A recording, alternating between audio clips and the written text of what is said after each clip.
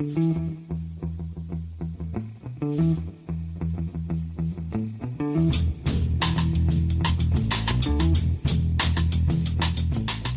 and welcome to The Price of Football, the show that looks at the money behind the beautiful game with me, Kevin Day, and him, Liverpool University's Kieran Maguire. Kieran, can you hear that noise in the background, Kieran? That's the sound of the Super League rumbling on, although I am in South London, it could also be a police helicopter. It's questions day, Kieran, but obviously there are a few news stories to catch up on you know what. Sky reporting yesterday that the other 14 Premier League clubs are demanding the resignation of the CEOs at all the greedy six, and reporting that the Premier League are to remove executives of those six clubs from all committees and subcommittees. Which is most likely to happen, do you think? The decision as to who is a chief executive of a private company is down to the shareholders and down to the individuals concerned. So there's a limited amount of wiggle room, I think the owners of the other 14 have. There was David Dean was on Football Focus yesterday, and he was saying, "Okay, it's been an absolute disaster. People are suitably contrite.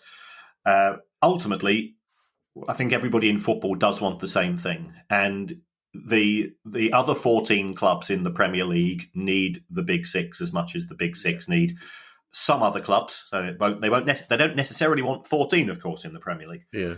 So there's a difference between, I think vengeance, which I think some people want, and blood, and having to accept that it has been an absolute disaster from the perspective of governance of the game and the reputations of the people involved at the upper tier of these clubs.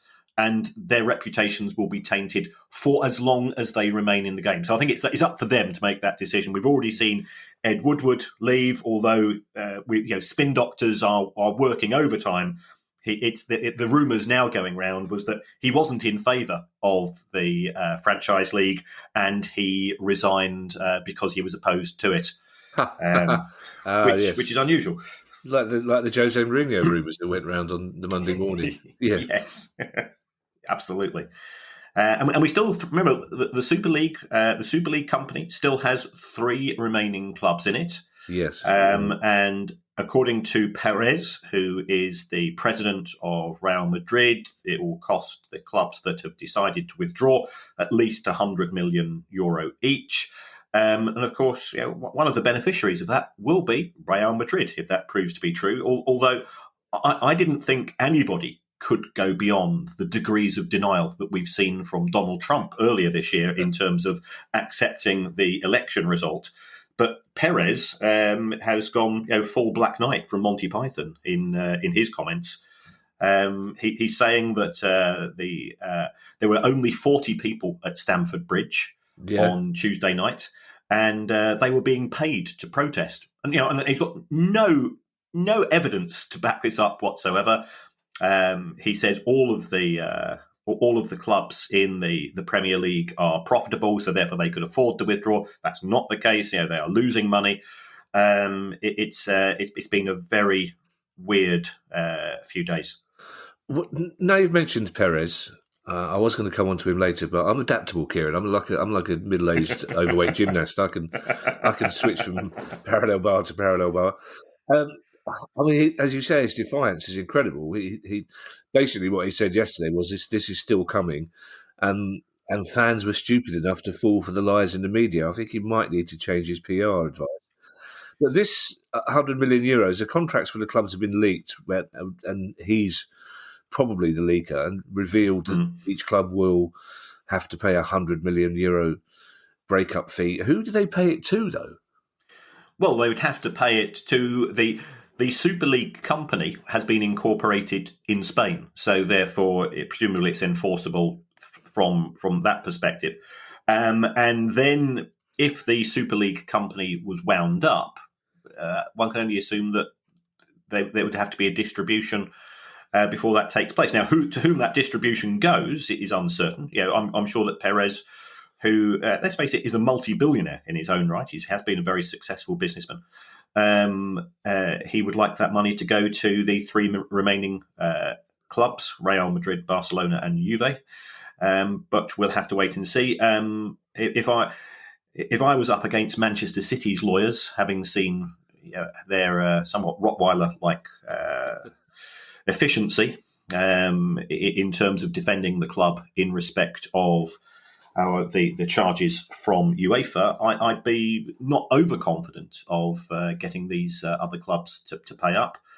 So it's an awful lot of uncertainty. And one of the weird things which happened when we started to come through on Friday is that, okay, we've thought that Super League was dead, and perhaps we'd have a little bit of calm, and up pops Project Big Picture again. Yeah, we had Jez Moxey, who's one of the seniors. I think he's on one of the board of the EFL, and then Rick Parry comes up and says, let's not forget Project Big Picture. So, okay, let's not forget Project Big Picture, and let's remind us what it was. Project Big Picture was written by Manchester United and Liverpool, who are also the two clubs involved in Super League, two of the drivers. And Project Big Picture is not an alternative to Super League. Project Big Picture and Super League were operating in parallel. Super League was the intention on how to treat European football, and Big Picture was how to deal with the domestic game. Yeah. And remember, this involved a concentration of power. This does sort of a bit of a reminder. There are a few consistencies here, where 6 clubs would effectively be able to govern English football. Yeah. And they will be these, the 9 clubs who had been in the Premier League the longest. Why they chose 9, I don't know. And why only 6 of them had to vote in favour of a rule, I don't know, but I think we can guess who those 6 are. So Rick Parry said, Manchester United and Liverpool are 2 of our great clubs showing leadership and exercising responsibility. And the message from both Liverpool and Manchester United is that they do genuinely care about the pyramid. Well, this seems to be inconsistent with their proposal was to take control of the game. I appreciate he's a Liverpool fan. I appreciate he's former chief executive of Liverpool himself. And if you go to the Liverpool 2009 accounts, somebody was given a £3 million payoff that year, and somebody was given the highest paid director that year was also paid £1.4 million. Now, I don't know who that is, Kevin. I don't know who that is. I don't know either, Kim, but I could take an educated guess. It's going to rhyme with Mick Barry, isn't it? That's right. And remember, the chief executive of the EFL resigned a couple of days after Project Big Picture was announced, and the EFL said, "Oh yeah, he's only been in the job 3 or 4 months, and he's now resigned because but nothing to do with Project Big Picture." So who knows what's going on? I just don't understand the logic. Nor do I. I don't think I've got enough room in my brain for Project Big Picture this week, Kieran, to be perfectly honest, with all the other stuff going on. But Rick Parry's doing a very good impression of a man who's saying to clubs, you just seem to have lost quite a few administrators and staff, because I would happily, if you need somebody to step in and take Ed Woodward's place, I'm available. Perez's logic as well, Kieran, and I almost admire him. His logic seems to be that the other 9 clubs will happily cough up €100 million each, split between those 3 clubs, who will then buy players to take on those other clubs in the Champions League for as long as it's possible. I think even Man City might have seen through that one, Kieran. But just briefly, and I really don't want to get sidetracked by Rick Parry, because I know our views on Rick Parry coincide, Kieran, and let's face it, the last pod we did was long enough. We haven't got time for a Rick Parry special, basically. Nor indeed does producer Guy, rich though he is, have enough money for a protracted legal battle which should almost inevitably occur. First thing before the second big story. That's how professional. That's because you made me get up really early this morning to do this. Sorry about that. I'm on the naughty step at home. I'm not surprised, Kieran. You've got a naughty flight of stairs, I imagine. Really, there's one naughty step. But Kieran, I've said this to Baroness before. If you're married to one of the world's leading experts in something, occasionally the world will ask your husband to be the world's leading expert in something. You're only upstairs. The Baroness could have come and sat with you, and no, really, she listens to this occasionally. I'm not. I was about to suggest she could come and sit and do some knitting with you or a jigsaw while you were being busy. That's a road that was getting into a lot of trouble, wouldn't it? This notion that the Premier League want to remove executives of those clubs from all Premier League committees and subcommittees, would that be because they can't trust them to be privy to confidential information now, or would that simply be a fairly half-hearted punishment? Well, there has to be an element of trust if you are negotiating on behalf of a group of people, and the way that the people behind Super League have been operating in such a clandestine manner means that how can you face up people? And I think that's the big issue. Yeah, if I was Daniel Levy, knowing I was having to go into a meeting with 14 other clubs where they've been operating, where he's been operating behind other people's back, and just nonchalantly say, "Hi guys, nice weather. How's the wife? What was the DC line on duty last night?" I just wouldn't be able to do it. Mm. So we'll have to wait and see. And there have been some positives from this. The fan-led review does appear to have now crystallised, and that's going to be led by Tracy Crouch. The government has said that Oliver Dowden has said that if legislation is necessary, then we will do whatever we have to do. Yeah, we're going to come on to that in a moment, actually. But one final thing to come out of this over the weekend, Kieran, the big protests outside the Emirates on Friday night while the Arsenal-Everton game was going on. And while it was going on, Daniel Ek, founder of Instagram, publicly offered to buy the club. And also got loads of free publicity for Instagram in the process. But that was a strange 2 minutes of broadcasting while you're watching a rather sterile game, and up pops the news on Sky, accompanied by the Instagram message that this chap's basically said, if you're selling, I'm buying. Yes, and the Cronkies have sort of pushed back to say, nothing wrong here. We're perfectly happy. We are now dealing with the rarefied atmosphere of billionaires sort of chess battling against each other. So we'll have to wait to see. This is nothing to do with money at this particular stage. This is all to do with vanity and pride.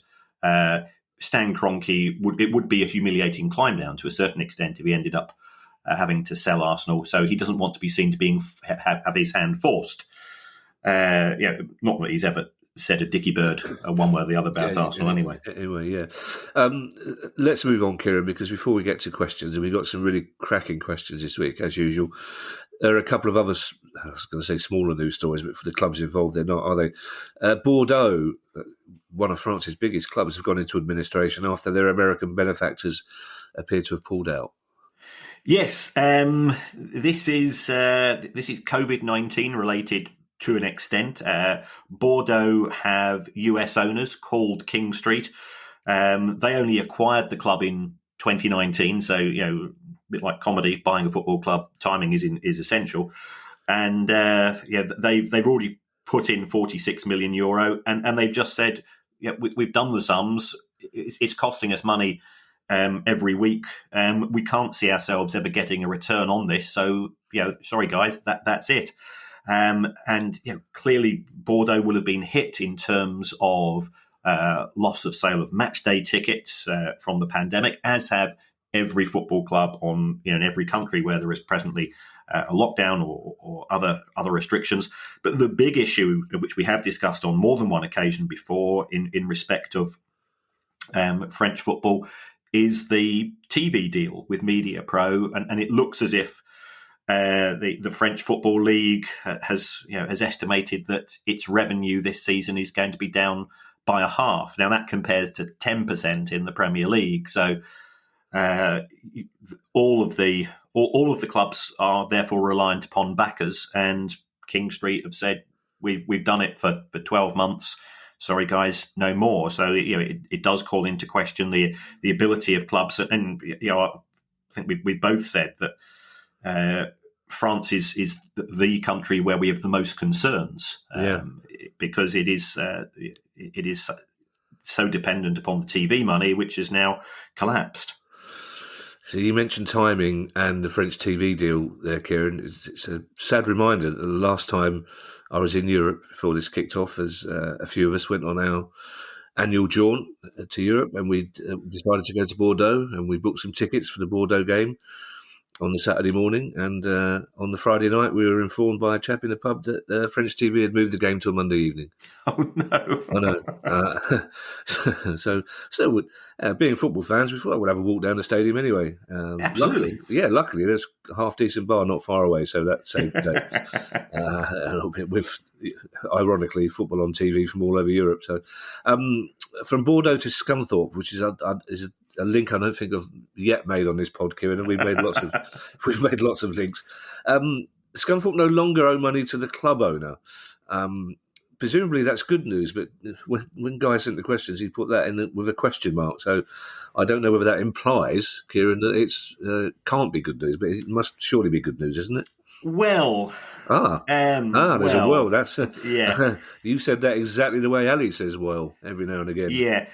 The Scunthorpe owner is a gentleman called Peter Swan, and I will choose my words very carefully here, because I did write an article for one of the newspapers just over a year ago, which resulted in legal threats from Mr. Swan. Mm-hmm. So Mr. Swan has owned the club for 7 or 8 years.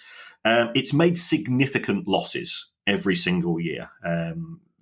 Over that period, based on my figures, for every £100 of income, they paid out wages of 143%. Now, on that's not a good way to run a profitable business, clearly. But at the same time, Mr. Swan has underwritten those losses. He's lent money to the club every single year through his company, which is now owed £11 million. So he said, enough's enough. And I've got to say, I try to be even-handed on these things. Scunthorpe produce, I would give them a 5-star in terms of their accounts, in terms of the transparency and detail. So there is lots of stuff for me to analyse here. And talking of 5 stars, Mr. Swan is also building Blackpool's first ever 5-star hotel. And as somebody that used to run a nightclub in Blackpool, I do wish him all the best. There's a lot of social deprivation problems in Blackpool, and anything which can bring a bit more glamour and attention to the town, I'm in favour of. So, in terms, I'll just stop you there for a moment, just for the benefit of listeners. In terms of stars, just put a number on the difference between how many stars this 5-star hotel will have and how many stars your Blackpool nightclub had. I think they probably got 5 more stars. We did win the stickiest carpet in Blackpool award when I ran it. And all the local drug dealers were, they love the place. It was when I used to do the administrations, which was a while ago. I did get an awful lot of experience, which I never anticipated when I qualified as a chartered accountant. But having to negotiate with drug dealers as to what I would and would not accept was certainly not in any of the exams I ever sat. I get it. You're a big fan of Line of Duty. I imagine Ted Hastings would think that's a clever idea. Sticky carpet means the drug dealers can't run away from the police. They're stuck on Kieran's carpet. You're undercover. Anyway, let's not be distracted from your potential legal case against Peter Swan. Let's cut to the chase here. Why is it not good news that they no longer owe money to Peter Swan? Well, he had a number of choices. He said, I think I've done enough, and he has underwritten these losses. So he could have just written off the debt straight. He could have converted the debt into shares, but instead he says, okay, I'll write off the debt, but I'm taking the club's stadium in lieu. Oh, bloody hell, right. And at the same time, he's trying to build some properties not on the stadium. He says that the club now has a 999-year protection in terms of nobody can move. If there's a new owner of the club, they cannot move them out. So he said that there is protection, and you've got to take him at his word on this. He also says that there will be no rent paid. So that actually could be good, because the club was paying interest on the loans due to his company, Cool Silk. So it could be a positive, but we, in our experience, something which we've discussed again and again, when a club loses its stadium, things can turn ugly. Yeah. Not necessarily straight away, but it's one less significant asset that the club has. Certainly in our experiences at Brighton, when our stadium was sold at the Goldstone, it took us a long time to get back to Brighton. So, I'm just cautious about this. There's nothing explicitly bad or wrong about it, but why not just write off the debt? Full stop. Yeah, let's deal with this last question as quickly as we can, Kieran, because it involves the Premier League and refereeing, which at the moment are not subjects that everyone's particularly interested in. But it's a point that needs raising. The Premier League accounts are out, and there's a lot of stuff in there. But in particular, you're interested in the refereeing costs. Yeah, well, it's something which I think we've been asked before in terms of how much do referees get paid, and we've looked at that. The Premier League made a payment to PGMOL, which I think is Professional Game Management Officers or League, or I don't know, something like that. The one that Mike Riley's in charge of, yeah. Yeah. And the Premier League's had a tough year itself, because it has been impacted by COVID. Still gave £111 million in solidarity payments and to the grassroots, which is was actually consistent with last year. But then the payment to PGMOL was up 30% to £13 million. So given that there are 380 Premier League matches, and I appreciate that they pay for other things. The referees do have meetings with clubs and other bits and pieces and so on. It works out as £34,200 per match, which right. That does seem that's for the referee. Clearly, two assistant referees. There'll be a fourth official. The man that holds up the how many seconds are there to go, and VAR. So the reason why it went up by 30% was presumably down to VAR costs as well. But it is quite significant when you do it on a match by. I'm hoping that will be substantially less for the EFL, because that would take out a huge chunk especially from clubs in the lower league. Well, they should save themselves a bit of money when Everton play, because Duncan Ferguson insists on holding up the board. This is like, I know, having met Duncan Ferguson, I'm not going to stop him. But I know, Kieran, that we have a few people involved in the refereeing fraternity who listen to this pod. So I'd be really interested to hear from them what they think about this, because at a time when I was talking to a mate the other day who works on the pitch at Sellers Park, although he doesn't at the moment, because he's one of about 150 people who aren't needed in the current circumstances. So I'd be interested to hear a referee's take on that. So let's move on to questions, Kieran. And as you'd imagine, we've had loads on the Super League. And again, as you can imagine, a load of them are now out of date. So I've chosen just one because several people asked this, including Joe Kurt and Paul Edwards, and it refers to something you've mentioned before. Basically, if the fan-led government review of football were to recommend a German-style 50+1 ownership model, which you can only hope, would it be possible to achieve that from where we are now? The only way that it could be achieved would be through statute. There would have to be a change in legislation. At present, clubs are privately owned. Why would Roman Abramovich give up 51% of Chelsea when he's put in £1.4 billion already? So I think it would be quite difficult. and from a legislation point of view, and we've also got the fact that Spurs are controlled from the Bahamas. We've got Manchester United, which is registered in the Cayman Islands and traded in New York. So where does UK legislation stand with regards to ultimately overseas entities? So I think it would be a tricky one. There are alternatives to the 50+1 because 50+1 it's being spoken of as a panacea, and it was fantastic to see that the German clubs just said, no, we ain't going for it, and end of story. So I think actually that ship has sailed.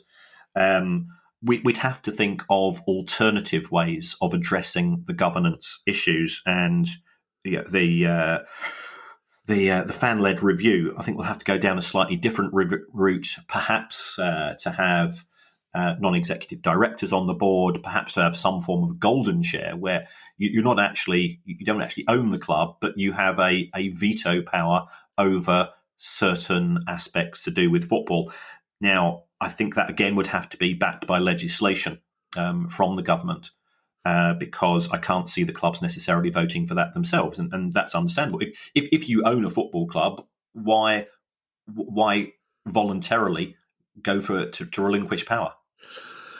Yeah, it's. I mean, Boris Johnson has clearly discovered football as a vote winner. It's hard to imagine even he deciding to arbitrarily say we're going to have a 50+1 model that might win me the next election. Although he will. He needs a dead cat of some sort to throw on the table at the moment if Dominic Cummings keeps blogging. That door sound effect, by the way, Kieran, was that Finley the dog? That was Finley, yeah. He was coming in with his wonky chomp here. The Baroness has given him his morning treat. It's wonky chomp. That's what they're called. They're called wonky chomps. Yes, hopefully I'm now going to get a box of wonky chomps on the back of this. You're going to get something wonky if you carry on podcasting and broadcasting. Then let's move on to the rest of it. We're 26 minutes in, Kieran, and we're not on to our listeners' questions yet. The first one comes from Liam Tyrrell. Now, Liam says, we know matchday programmes have been declining in circulation for some time, and many clubs, of course, took them online during the pandemic. My team, West Ham, however, is still producing a limited number of printed programmes to purchase. Do you know how this has affected things for clubs in terms of advertising revenue? Right, I think it would have a negative impact if you take a look at the print runs, and I'm indebted here to my mate Uncle Ian, who is the king of programs. He says that normally clubs budget for somewhere between 20 to 25% of fans attending matches buying programs. So the only way you can effectively order a program these days would have to be ordering online. And I think a lot of fans will choose not to do that. I mean, clearly we've got program collectors. We also have huge clubs such as Manchester United who have global followings, and they sell huge numbers of programs overseas because clearly their fans, it's a way of engaging. So I think they would still do quite well. But for the smaller clubs, we've got to include our clubs there. Then I think there would have been a substantial reduction. And when do you read the program? You read it at the ground or half time, and that's when the advertising, in theory, sort of embeds itself in your subconscious. But it won't be the same it's certainly from an online programs, which some clubs are offering. You don't even notice the advertising. So I think it will have impacted upon clubs in negative revenues. Okay. Does anyone actually read the programme? I mean, you all the way through. Well, you may be on away journeys coming home from a game when the train's broken down, possibly. But it's a shame actually because most matchday programmes are really, really good now, really interesting compared to the 4 sheets of tissue thin paper. I was going to say paper thin paper then, Kieran, but that was another indication of how early in the morning it is. This paper is so thin. I don't think there was some way to describe how thin this paper was.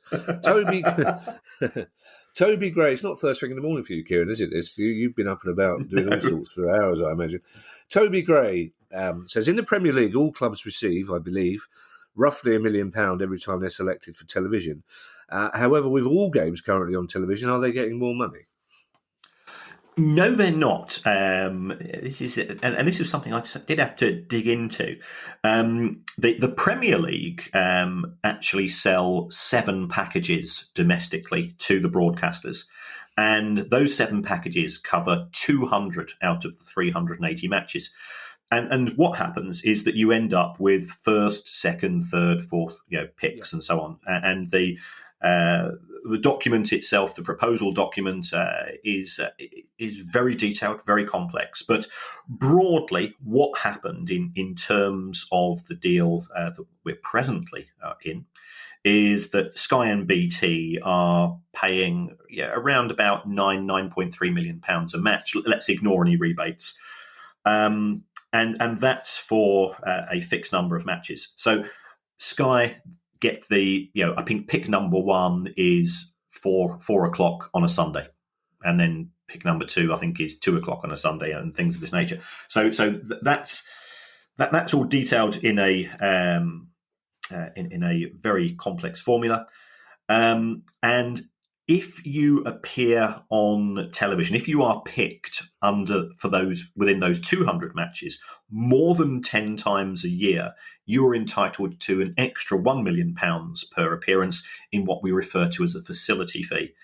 Now, in respect of the additional matches which are being shown live on the BBC, Sky, and so on, those matches are effectively being given to the broadcasters for free by the Premier League as part of the sort of, please don't ask for a bigger rebate. Right. Okay.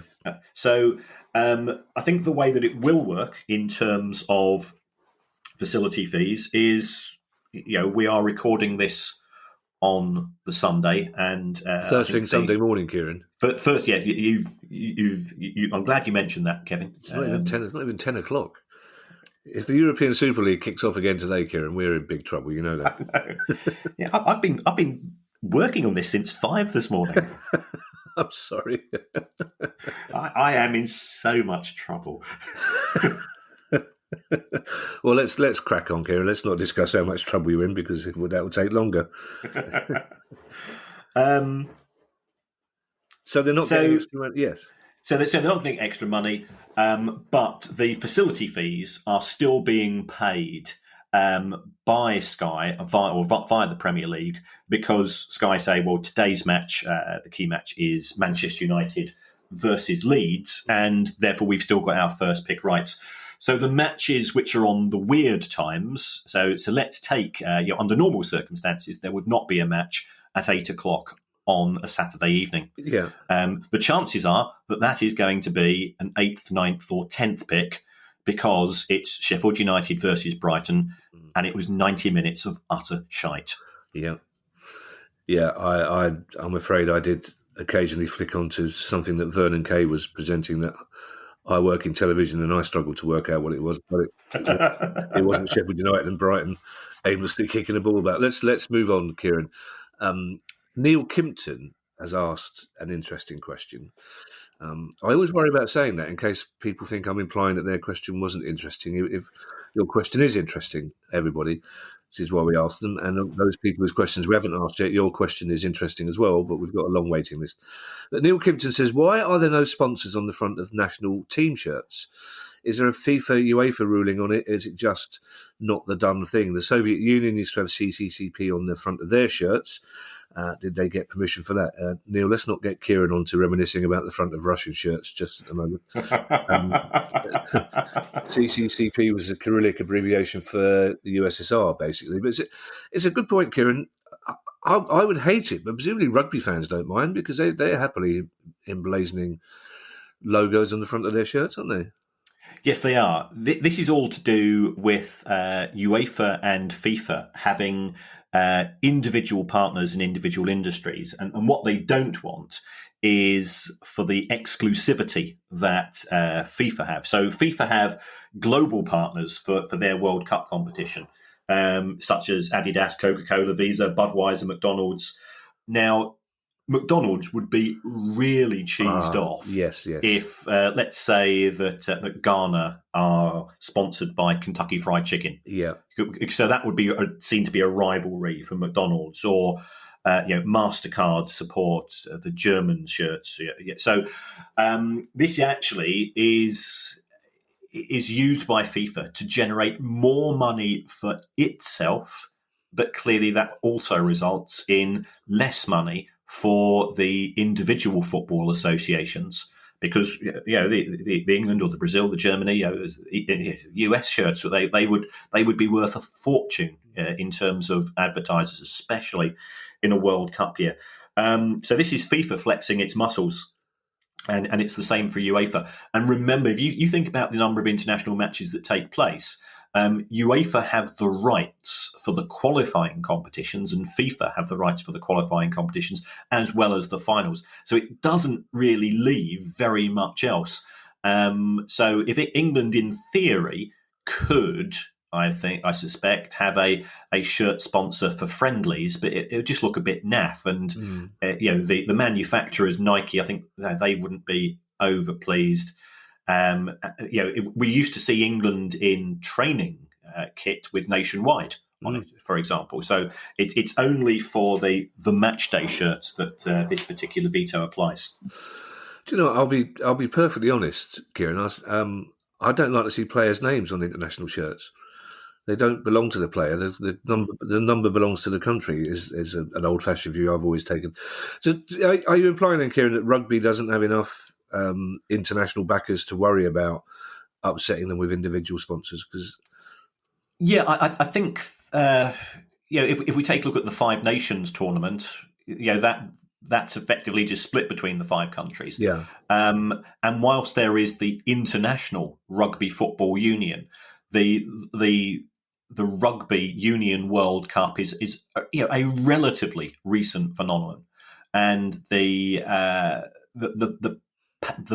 power share is actually with the individual rugby unions as opposed to the global organisation. Right. We all know that FIFA is a very political, mafia style body, and I can say that without fear of any reactions, because you've just got to look at the number of people that have been prosecuted for inappropriate behaviour who have been senior people there.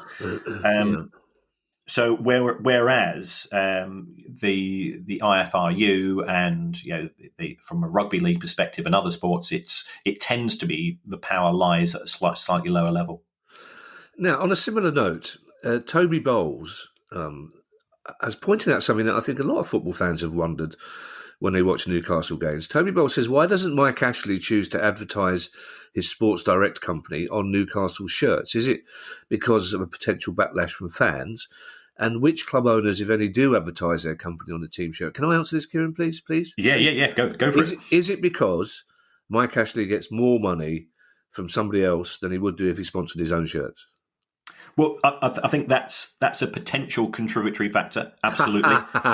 That's good teaching, Kieran. You didn't tell me it was wrong. You said potentially. That's an interesting. Yeah.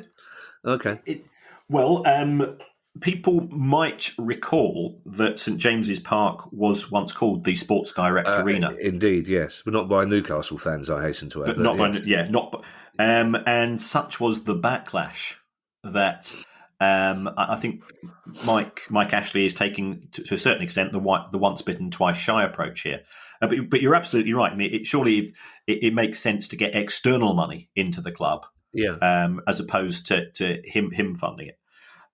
Sports Direct also have extensive advertising on billboards, and we now have these big banners, don't we? On at stadiums. So the perception of Sports Direct in Newcastle is somewhat tainted through its association with Mike Ashley, and don't grab a tiger by the tail is my view. If he the sales of Newcastle shirts in a city which is football mad are actually lower than you would expect. And part of this is just that they don't want to have anything to do with bringing more money into Mike Ashley. We saw the Blackpool fans with their "Not a Penny More" campaign, which helped to contribute to the former convicted rapist Owen Oyston leaving the club.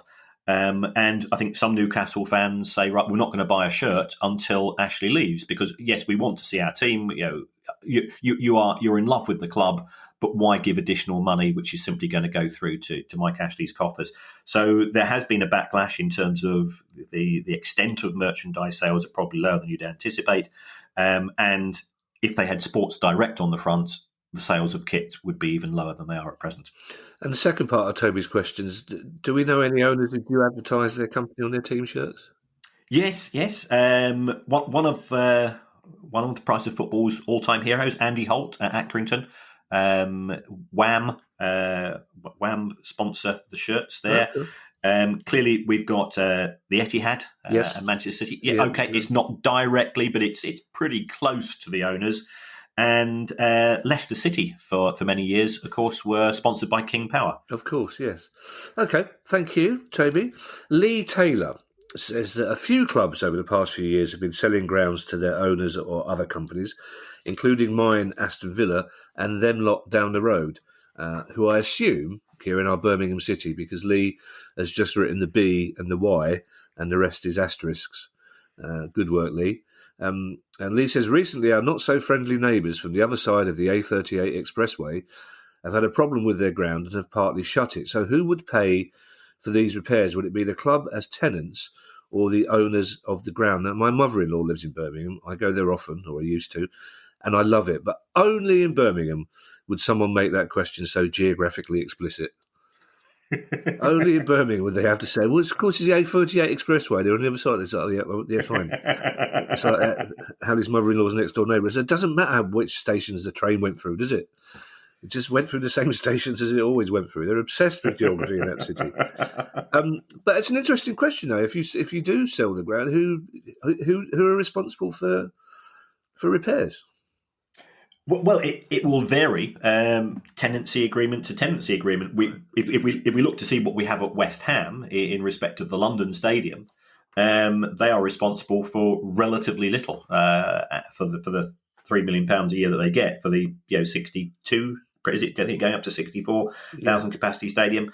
To a large extent, it tends to be irrelevant, because if we take a look at some of the recent stadium sales, Aston Villa, Birmingham, Reading, Derby, Sheffield Wednesday, and now Scunthorpe, given that they are owned by the same person, ultimately it's coming out of the same person's pocket. So it could be for if I was being creative with the accounts, Kevin, and I was trying to avoid financial fair play, and perish the thought I'd ever think about this, and I happened to be thinking about it. I would make sure that the landlord is responsible for the repairs and changes, because that's one less cost to go through into my FFP calculations. But I'm sure that's never entered the thought processes of owners who have been selling their stadiums to themselves at very, very generous prices.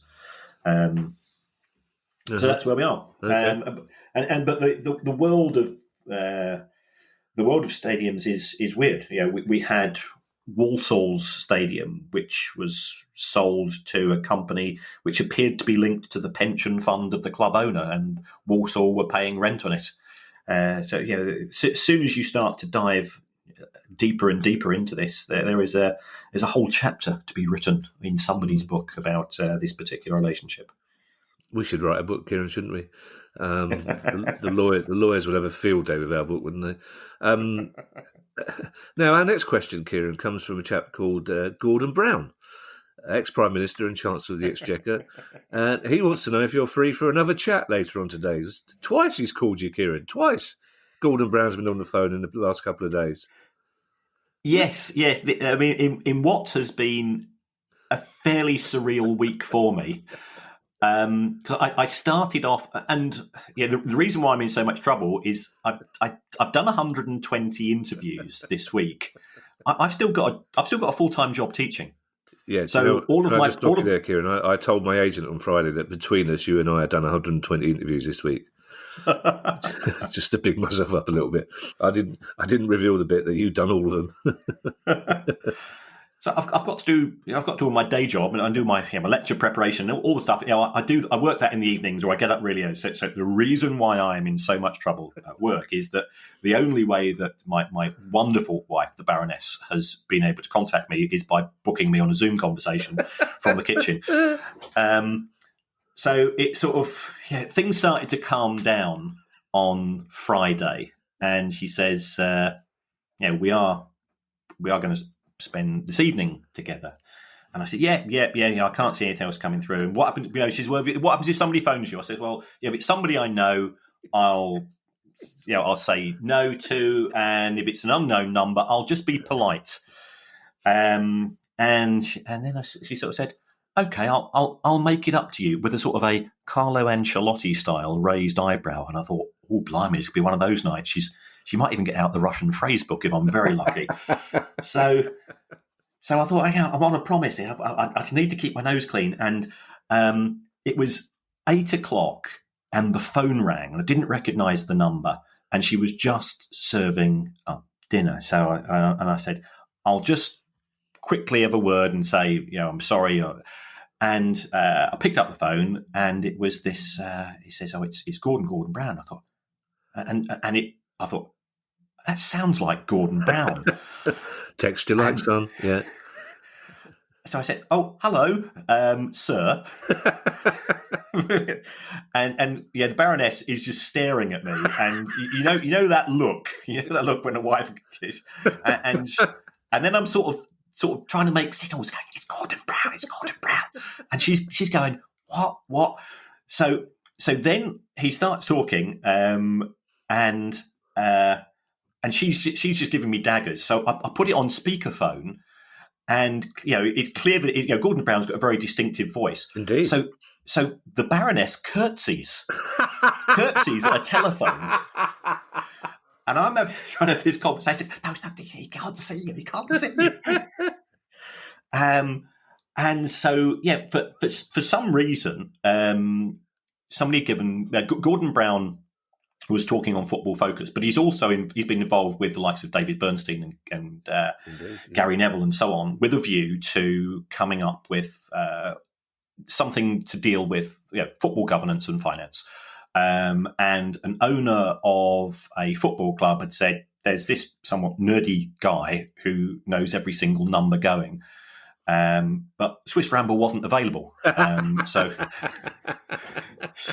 therefore I was second in line. I think the Swiss was at a yodeling competition in the evening. I don't know what the hell was going on. So I'm having this conversation. So I started off by calling him Sir.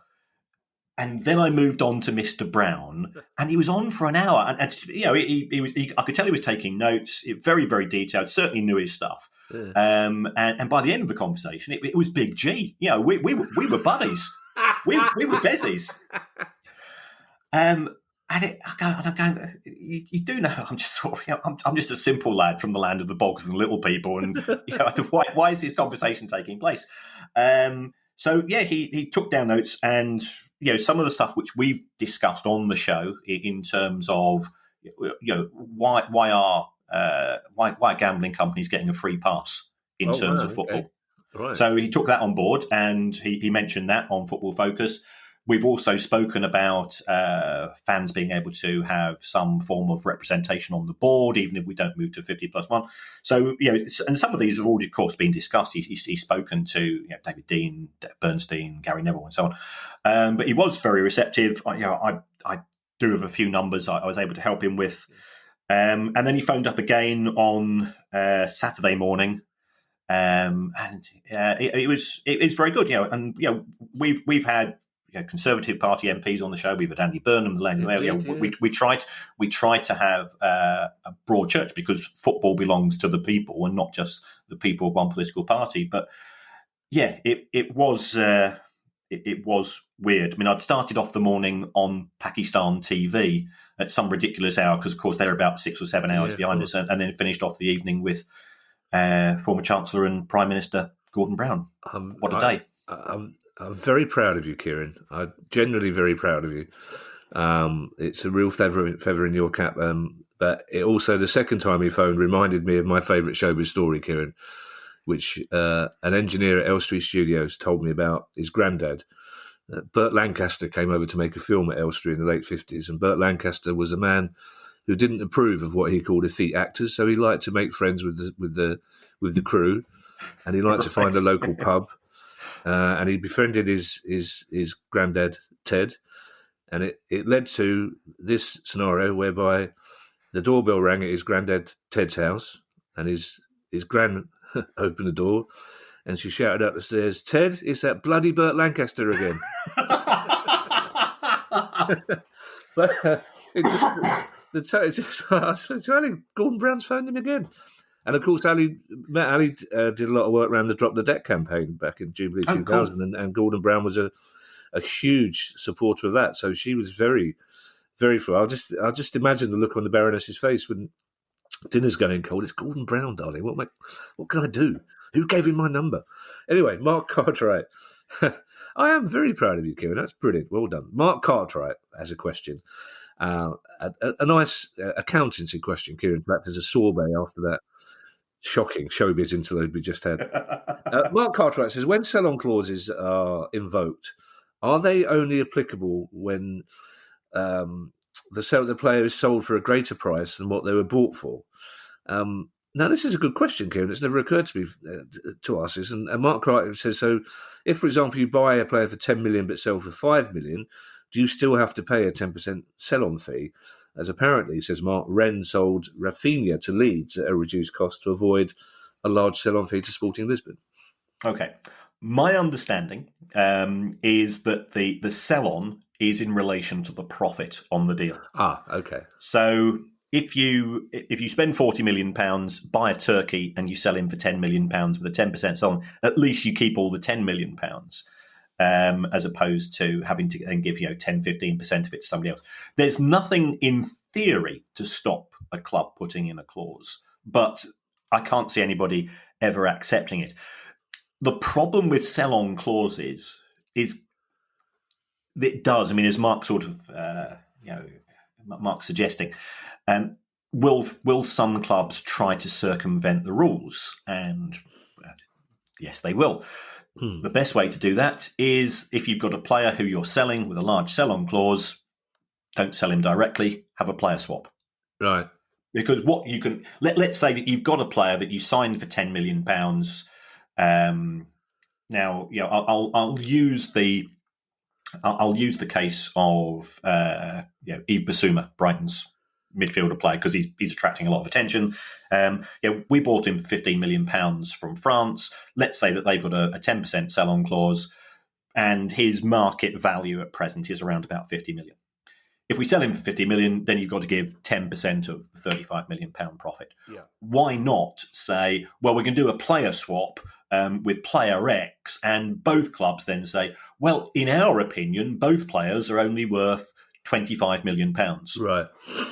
Therefore, we're going to give you 10% of 10 million. Now, that's a way around it. Clearly, it does require a scenario in which the bidding club has a surplus player who's attractive to the management. So that's why it can't work every single time.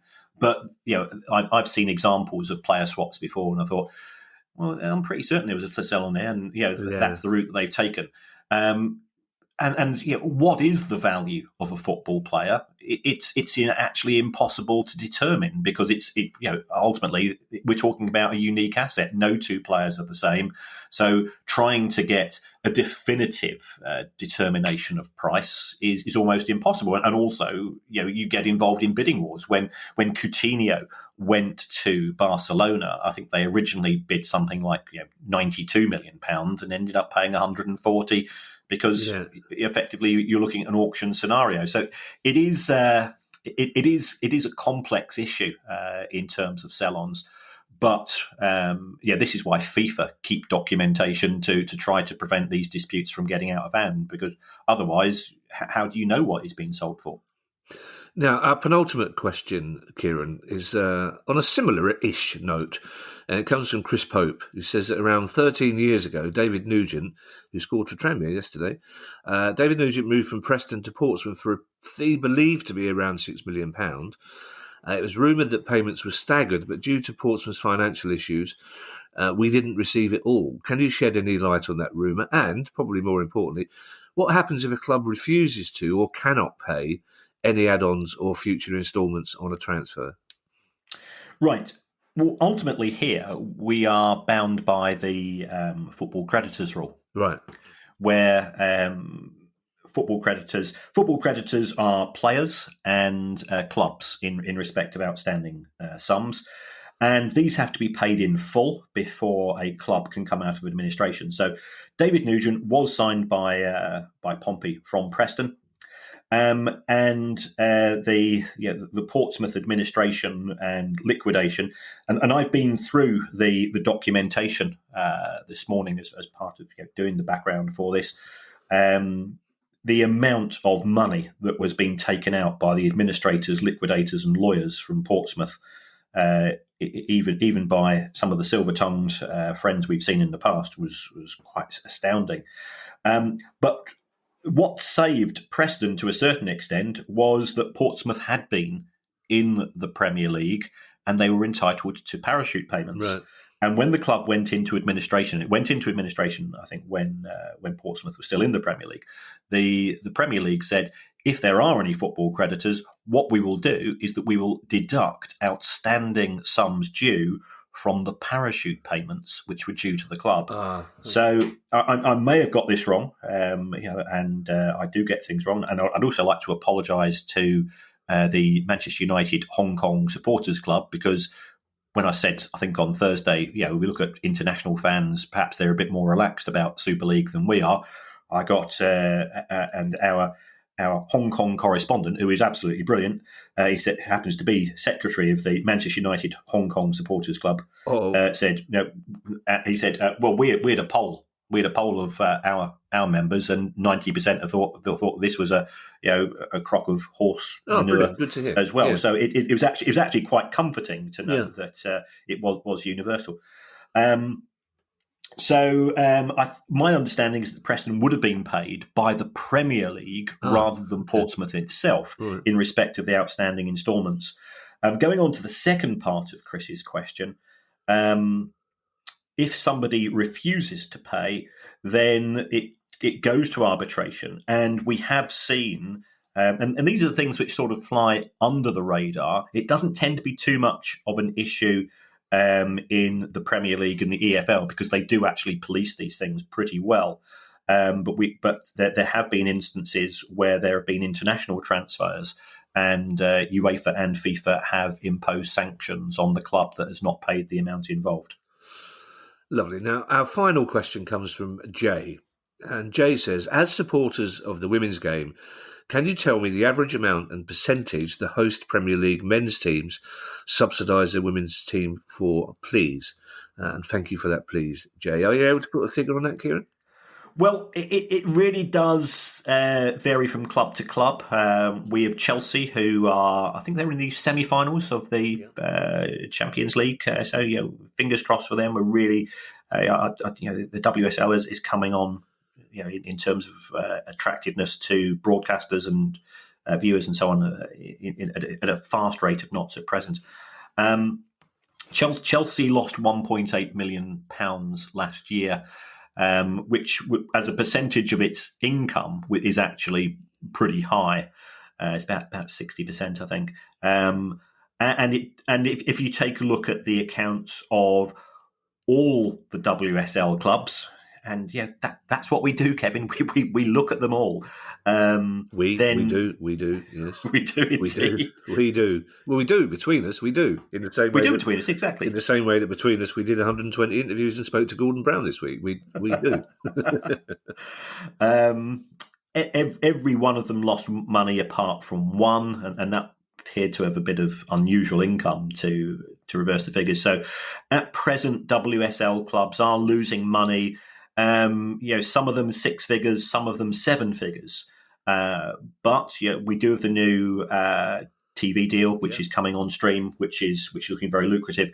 So I think the clubs themselves are hoping that they will be able to reverse those losses and at some point move to more of a break-even model. And I think that'll be good for the women's team because it will help them in terms of their independence, in terms of being dictated to by the other part of the club. Well, that's what I was going to say, because presumably women's football is working towards that glorious day when they don't need to be subsidised by the men's club, do they? They can financially exist on their own terms. Yeah. And that'll be good. It's great to watch. I'm looking forward to the Chelsea versus Bayern match. The dog's coming in again. He likes to announce his ins and outs, doesn't he? Has he got his what was that toy again? His Wonky Chomp. His Wonky Chomp. Has he got his Wonky Chomp? Oh yes, yeah, right. He's there. Yeah, because every time the Baroness puts on the on her Nespresso coffee machine, he has a Pavlovian reaction because he associates that with being given a treat. So as soon as you hear that noise in the house, off it goes. A little insight into life in Sussex for you there, everybody. Yes, I think women's football is going to be one of the big beneficiaries when all this is over. As I'm 100% definitely going to see more Crystal Palace women's matches when this is over, and I think a lot of people will do as well. And I think I've got a feeling, a suspicion, a hope that if anything comes of the fallout from the Super League, it is that many more fans will turn to their local teams, their non-league teams, and to the women's teams for a taste of a more realistic football, shall we say. Now, thank you to everyone who's become a patron of our pod via our Patreon site, including Neil Baskerville, hello Basky, Lucas Gillard, Manuel Bezio, and Ian Thomas, who says thanks for brightening up my Mondays and Thursdays. I know Neil Baskerville, by the way. I wasn't just rudely saying hello Basky. Neil's a commentary fan and is a brilliant magician. So if you'd like to make a small monthly contribution to our pod, which will always be free to air, and yes, I am talking to you, Gordon Brown, go to patreon.com/price of football. If you have questions on any aspect of football finance that we can answer for you, it's questions@priceoffootball.com. And as Kieran simply hasn't got the time this week because he's spending the rest of the day, there's a lot of it left, Kieran. Yes, there is. With the Baroness, I will say goodbye and we will see you again on Thursday. Take care, everybody. Bye. The Price of Football.